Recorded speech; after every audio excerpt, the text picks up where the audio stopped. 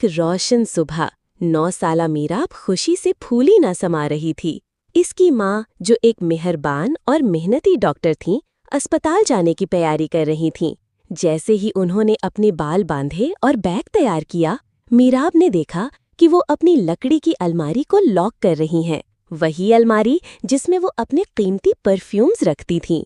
जैसे ही अम्मी अस्पताल के लिए रवाना हुई, मीराब ने अपनी कज़न फरहतान की तरफ देखा, जो इसके घर आई हुई थी। फरहतान, मीराब ने जोश से कहा, मेरे दिमाग में एक जबरदस्त प्लान है। जब सब बड़े बाहर होंगे, हम पार्टी करेंगे, अम्मी का मेकअप लगाएंगे, प्रिंसेस की तरह कपड़े पहनेंगे और अच्छे खुशबू वाले परफ्यूम लगाएंगे। फरहतान हंसी, लेकिन तुम्हारी अम्मी अपनी अलमारी किसी को हाथ नहीं लगाने देती।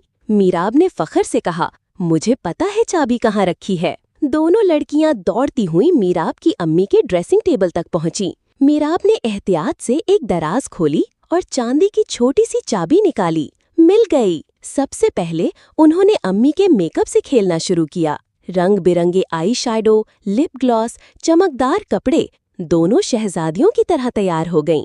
फिर आया आखिरी मरहला, परफ्यूम लगाने का। मीराब ने लॉकर खोला और सबसे खूबसूरत बोतल निकाली, जो हीरे की शक्ल की थी और उस पर सुनहरी अल्फाज लिखे थे। जैसे ही उसने बोतल खोली, अचानक उसके हाथ से बोतल फिसल गई। चराख! बोतल जमीन पर गिरकर टूट गई और कीमती परफ्यूम फर्श पर बिखर गया। खुशबू पूरे घर में फैल गया। दोनों लड़कियां खौफ से पत्थर की तरह खड़ी रह गईं। ओह नहीं, फरहतान ने कहा। मीराब का दिल जोर जोर से धड़कने लगा। अब क्या करें? इतने में दादी अम्मा कमरे में आईं। ये घर में इतनी तेज खुशबू क्यों आ रही है? उन्होंने हैरत से पूछा। मीराब ने हिचकिचाते हुए कहा, कुछ नहीं दादी। लेकिन सारा दिन मीराब का दिल घबराया रहा। वो कुछ भी इंजॉय नहीं कर पाई। इसने सोचा, मैं कह दूंगी कि मुझे नहीं पता, शायद कामवाली ने तोड़ा हो। मगर दिल कहता था, ये झूठ है और झूठ बोलना बुरा है। रात को जब अम्मी थकी हुई अस्पताल से वापस आईं, तो मीराब उनके पास गई। अम्मी, मुझे कुछ बताना है, उसने हिलती हुई आवाज में कहा। फिर उसने पूरी सच्चाई बता दी। पार्टी, मेकअप, परफ्यूम और हादसा। अम्मी खामोशी से सुनती रहीं। फिर उन्होंने मीराब को गले लगाया और नरमी से कहा, मैं खुश हूँ कि तुमने झूठ नहीं बोला।